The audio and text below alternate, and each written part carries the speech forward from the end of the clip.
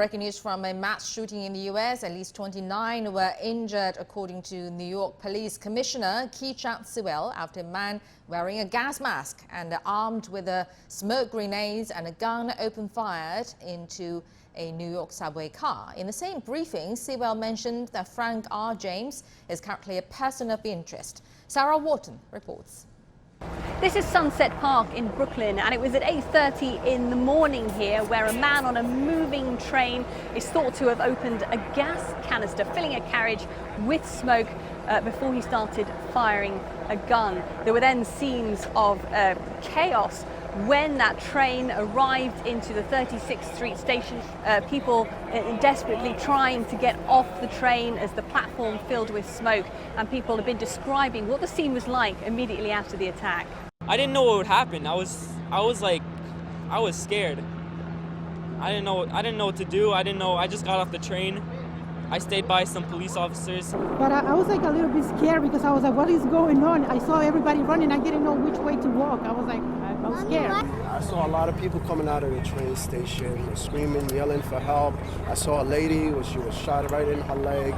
Now, there have been reports that a gun was recovered from another station on this line, and there were concerns that explosives had been left either on the platform or in the train. The NYPD said that that was not the case, and we received an update from the Mayor of New York, Eric Adams. Now, we have not found any live explosive devices, but the suspect in today's attack detonated smoke bombs to cause havoc. We would not allow New Yorkers to be terrorized, even by a single individual. NYPD is searching for the suspect at large, and we will find him.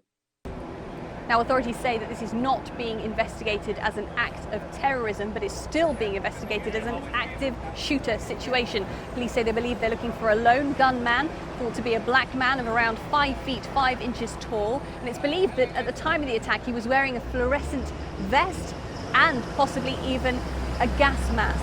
While roads in the area have reopened, many schools nearby were put into lockdown as a precaution, and the public are being asked to remain vigilant.